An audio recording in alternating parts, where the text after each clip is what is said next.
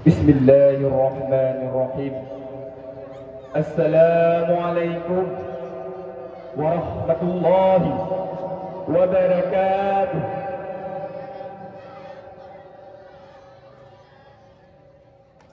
Alhamdulillah, alhamdulillahilladzi hadana lihada wa ma kunna linahtadiya laula an hadana Allah.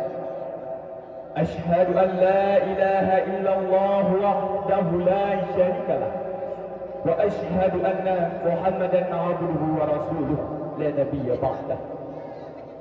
Allahumma salli wa sallim ala sayyidina Muhammadin wa ala alihi wa sahbihi ajma'in.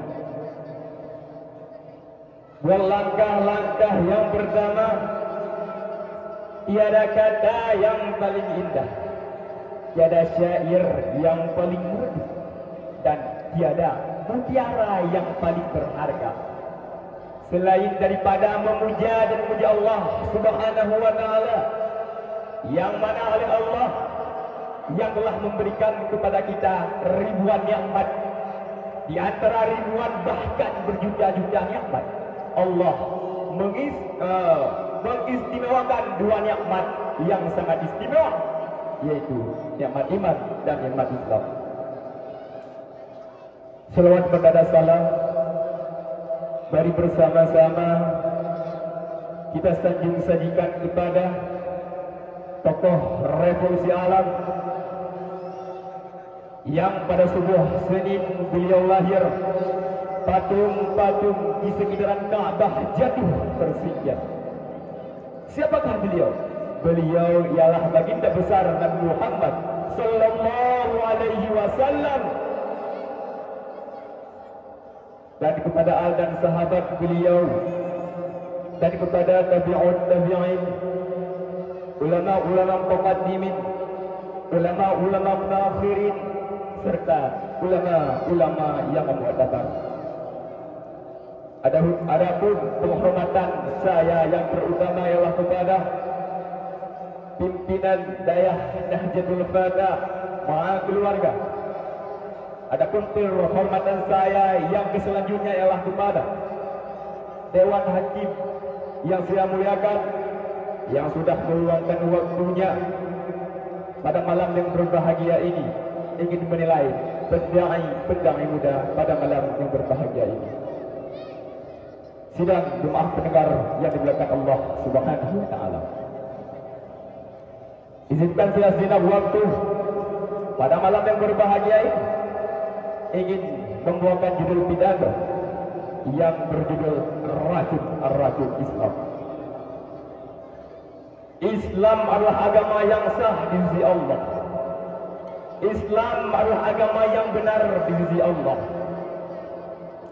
Sebagaimana firman Allah Subhanahu wa Ta'ala dalam Al-Quran yang bunyinya, "Wa may yabtaghil ghairal islami dinan falan yuqbalu minhu wa huwa fil akhirati minal khasirin." Sadaqallahul azim. Barang siapa yang memeluk agama selain daripada agama Islam, maka agama itu tiada diterima daripadanya. Orang itu di akhirat nanti akan termasuk orang-orang yang merugi. Untuk itu, beruntunglah kita semua yang berada pada tempat ini, yang alhamdulillah semuanya orang Islam, yang alhamdulillah semuanya orang Muslim. Saya yakini itu. Beruntunglah orang-orang yang ada di sini beserta turunan anak-anaknya yang sudah memeluk agama Islam, karena agama Islam adalah agama yang sah di sisi Allah Subhanahu wa Ta'ala. Di samping itu, Islam adalah agama yang sangat tinggi dan tiada yang lebih tinggi daripadanya. Sebagaimana sabda Rasulullah sallallahu alaihi wasallam dalam hadis yang bunyinya, "Al-Islamu ya'lu wa la yu'la alaihi." Islam adalah agama yang sangat tinggi dan tiada yang lebih tinggi daripadanya. Untuk itu, kita sebagai umat Islam yang sejati, umat Islam yang benar-benar umat Islam yang betul-betul umat, Tidak bolehlah kita ini laksana orang main layang-layang. Yang layang-layangnya tinggi membumbung di atas awan, namun pemain layang-layang tetap tinggal di tanah. Umat Islam tidak bolehlah laksana buih di tengah lautan. Yang boleh dihempaskan ombak yang kemari, umat Islam haruslah menjadi batu karang di tengah lautan. Walaupun ombak, walaupun gelombang menghempasnya dan kemari, dia tetap berdiri tegar pada tempatnya. Untuk itu, kita semua ini sebagai umat Islam yang sejati harus mempunyai semangat yang membara, iman yang tegar dalam memperjuangkan agama Islam. Agama Islam tidak bolehlah menjadi pemain, tidak bolehlah menjadi penonton di negeri sendiri. Kita harus menjadi pemain di negeri sendiri. Jangan kita yang ditentukan, kita yang menentukan. Sidang jemaah pendengar yang dimuliakan Allah Subhanahu wa taala. Racun-racun Islam pada poin yang pertama adanya yaitu musang berbulu ayam. Yang dimaksud dengan musang berbulu ayam di sini ialah orang-orang yang alim dalam Islam, orang-orang yang taat dalam Islam, orang-orang yang bisa dikatakan sudah lebih dalam Islam, akan tetapi tujuan dia ialah untuk menghancurkan Islam. Sejarah telah membuktikan yang bahwa daerah Aceh yang kita cintai ini adalah daerahnya para syuhada, daerahnya para keturunan Nabi. Belanda kehilangan akal saat menghadapinya. Untuk itu diutuslah seseorang tokoh yang bernama Dr. Soekarno, yang tugasnya ialah untuk menghancurkan Islam. Secara perlahan-lahan Aceh pun dapat dikuasai akibat adu domba yang dilancarkan oleh Dr. Soekarno. Nah, tokoh-tokoh yang seperti itulah yang harus kita jauhkan, yang harus kita singkirkan di dalam bumi Aceh ini. Tokoh-tokoh yang seperti itulah yang harus kita musnahkan di dalam bumi Aceh ini. Poin yang pertama. Lanjut kepada poin yang kedua ialah adanya Yahudi dan Nasara, Yahudi dan Nasrani. Allah Subhanahu wa taala berfirman dalam Al-Qur'an yang bunyinya, "Lan tarfal 'ankal yahudu wa lan nasara hatta tattabi'a millatahum." Sesungguhnya orang Yahudi dan Nasrani itu tidak pernah merasa senang kepadamu sebelum kamu mengikuti haluan mereka. Akibat daripada firman tersebut bisa kita lihat dengan mata kepala kita sendiri yang bahwa orang Yahudi, orang Nasrani, orang Kristen, orang-orang non-Muslim yang tidak enak perasaan saat melihat orang Islam, mereka melakukan berbagai cara yang dengan cara-cara tersebut alhasil nantinya mereka menginginkan Islam ini hancur, Islam ini musnah. Bukti telah terjadi yang sangat banyaknya. Bahkan kita lihat pada saat ini tanah Palestina yang kita cintai, di sana terdapat banyak aulia-aulia, banyak terdapat ulama-ulama. Di sana banyak terdapat keturunan-keturunan Nabi. Pada saat ini Palestina di sana dihancurkan habis-habisan, dibom habis-habisan oleh Israel laknatullah. Itu adalah bukti nyata daripada ayat yang tadi. Banyaknya terjadi contoh-contoh di negeri lain. Ada pula contoh di Indonesia kita sendiri. Adanya orang-orang yang tidak enak perasaan saat melihat orang Islam. Mereka menyuap orang-orang Islam yang lemah imannya, yang lemah sangat imannya, mereka menyuap dengan uang merah 100.000, orang-orang yang lemah iman tersebut alhasil masuk dalam haluan mereka.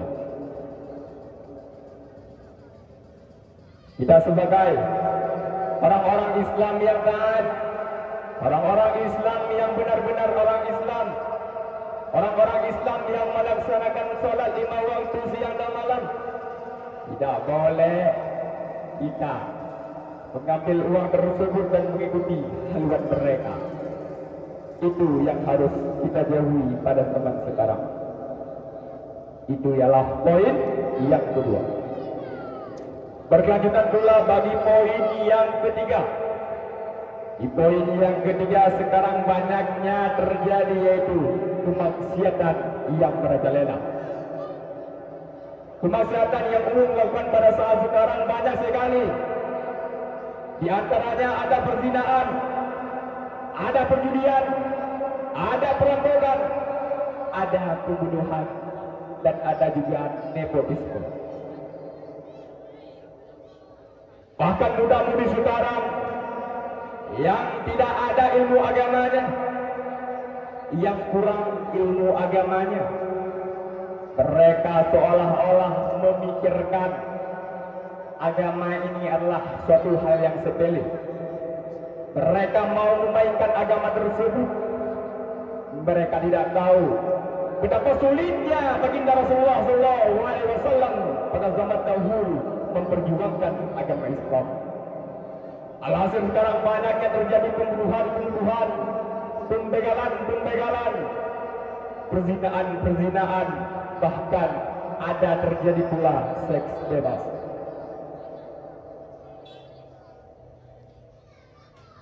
Poin yang ketiga, berkelanjutan kepada poin yang keempat. Pada poin yang keempat, adanya yaitu westernisasi. Yang dimaksud dengan westernisasi di sini ialah menganggap yang datang dari sebelah barat adalah hal yang baik, sedangkan yang datang sebelah timur adalah hal yang kurang baik. Alhasil sekarang banyaknya yang membudidayakan budaya-budaya orang barat. Bisa kita lihat perempuan-perempuan pada saat ini, mereka banyak memakai celana ketat, mereka banyak memperlihatkan auratnya. Mereka tidak tahu memperlihatkan aurat adalah hal yang haram. Mereka banyak memperlihatkan tubuh mereka yang seksi. Mereka banyak memperlihatkan rambut-rambutnya yang warna-warni. Mereka sekarang menganggap yang datang dari sebelah barat adalah hal yang sangat baik, hal yang perlu dibudidayakan, hal yang tidak apa-apa kalau kita mempergunakan hal-hal tersebut.